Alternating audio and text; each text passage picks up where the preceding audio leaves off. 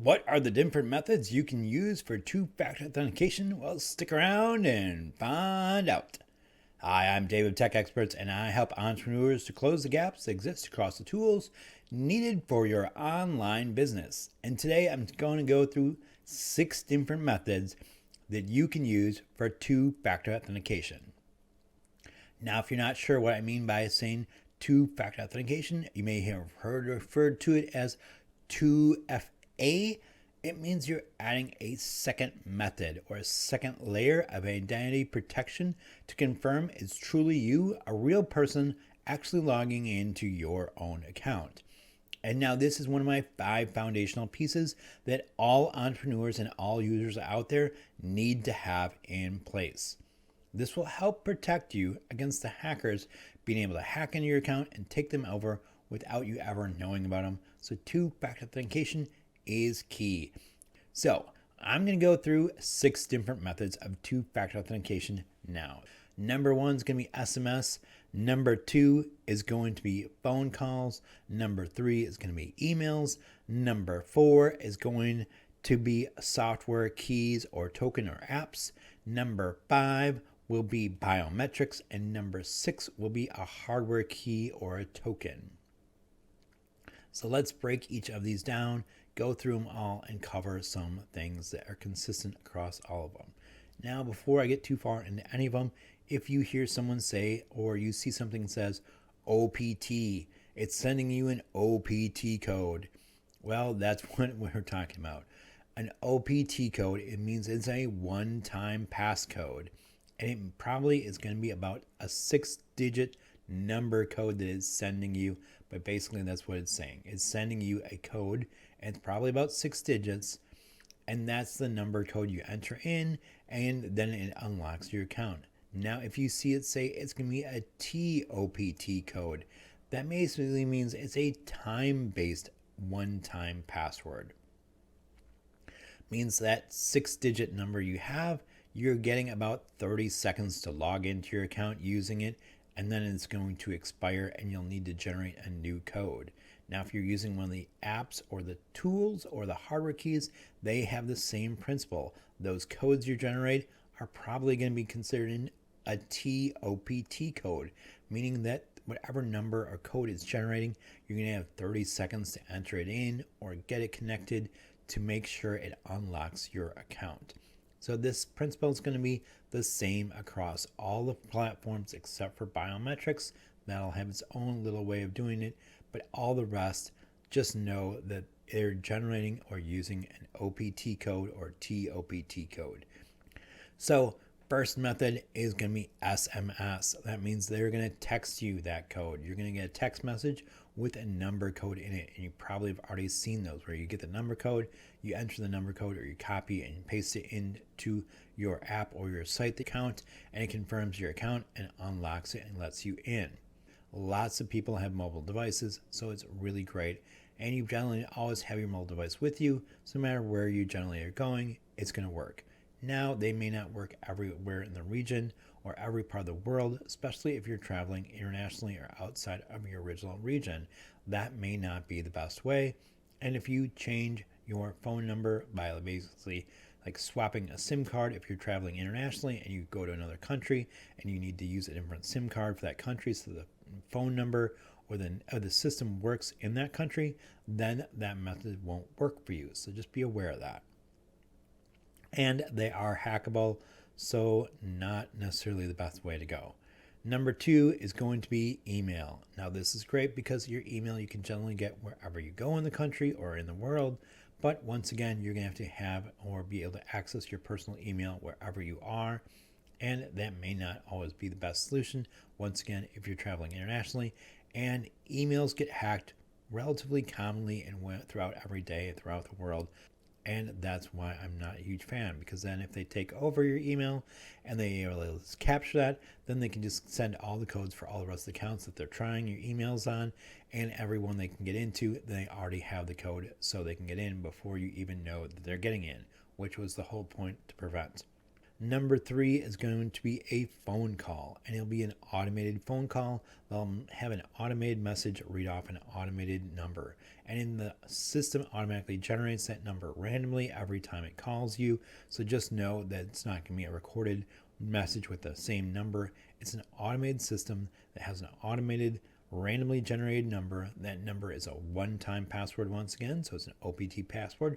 You're going to get a call, you're going to have to enter in that phone number, then you're going to enter in the number the phone call gives you, and then you will be good to go. Now this is better in the fact that it's not easily hackable. Still, your phone call can be intercepted, and it does require you use the same phone number every time. Now that can be set up to be a landline and not a cell phone, which is cool, but then again, you have to be there to answer the phone wherever you are. So that can be kind of a drawback, the fact that you'd be like, oh, it comes to my landline, but I'm out, so I can't get the phone call now. So not great. Number 4 is going to be a software app. They may hear refer to a software token or a software key. That's still the same thing. It's an app that you're running on your mobile device. It could be a tablet or your cell phone that you're going to run on, and maybe it even runs on your PC at times, but it's a proprietary app depending upon which one you have. Now, there are a variety of them out there, so I like it because it's definitely way more secure than a cell phone or an email or a phone call, because you're not really tied to a particular number to be able to get it. You're tied to that app, and that app is generating the code on its own. So that's the other thing I like about it. You can use it in an offline mode. It basically means there's no internet or cellular connection to generate that code. It just generates it inside of itself and gives you the one-time code, and then you can unlock your account that you're trying to log into. Now on the upside, it's super easy and secure to do this. On the downside, if you lose your phone or your device you're using it on, you're out of luck. And the other thing to note with them is there are proprietary versions, basically meaning like if you're using Microsoft Outlook for it, it will want you to use Microsoft Authenticator. If you're using Google's tools, it will want you to use Google's Authenticator. And if you're using another app, they may have a third-party authenticator that they want you to use, like Duo. LastPass has their own authenticator that you can use for that. So if you're using like a password manager, you really want to have that two-factor authentication turned on. Now, number 5 on my list will be biometrics. I really love this. Super secure. Definitely can set up so it is governmental level security on it too. And biometrics basically means you're using a fingerprint or a face scan or an eye scan. Those are all considered biometrics.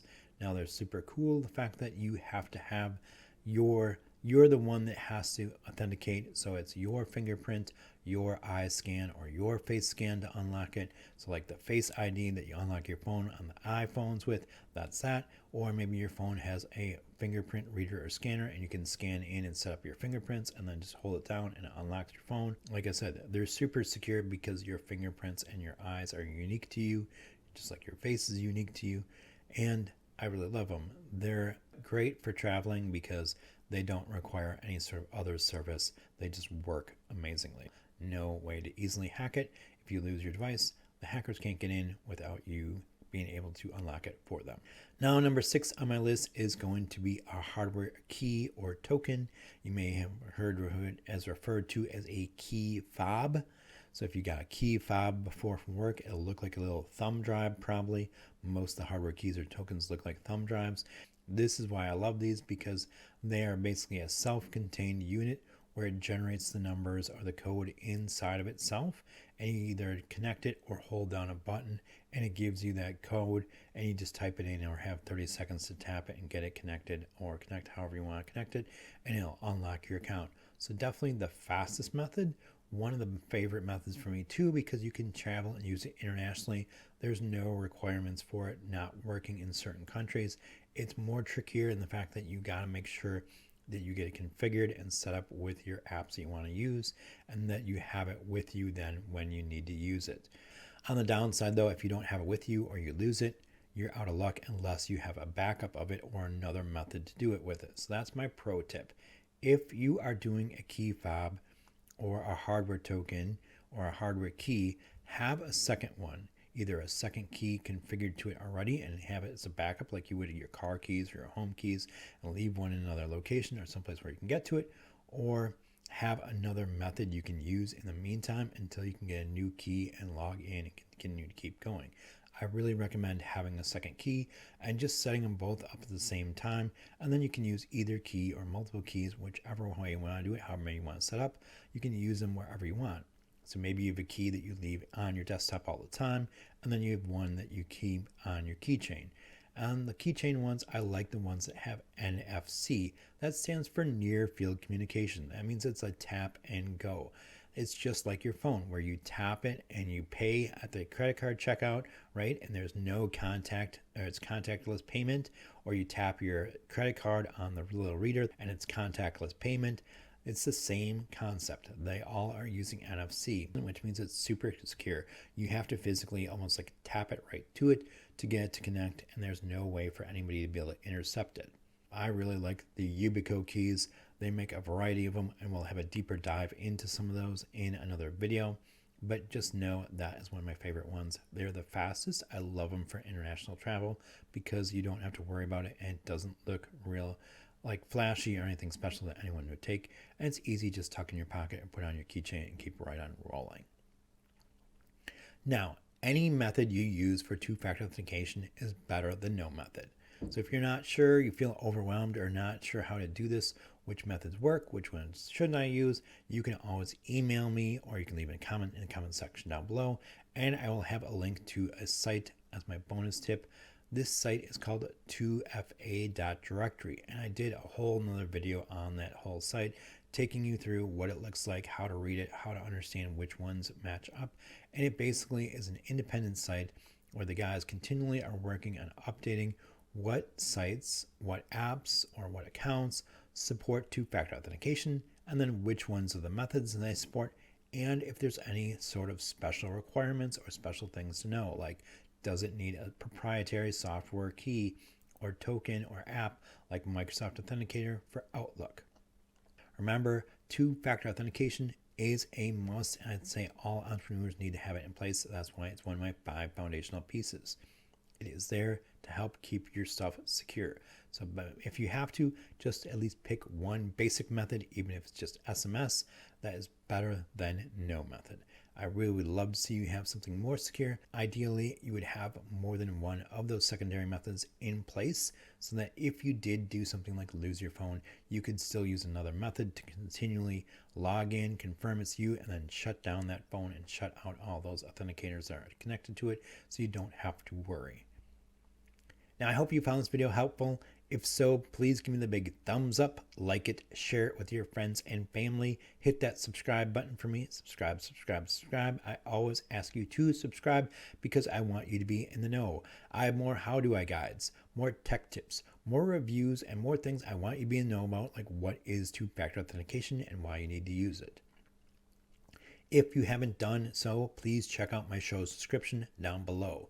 Like I said, I have more videos on two-factor authentication, including the Yubico key one and the 2fa.directory site in there. Those are both extra videos in that series that I'll have in the links, and they help you with both those areas. Now, we have a link to the 2fa directory. That is a free link. I'm not connected to them. I just think it's an amazing resource everybody needs. There's also a link to my email in there. If you want to email me, my email address will be in the show's description as well. So you can email me if you make comments, feedback, suggestions, confusion.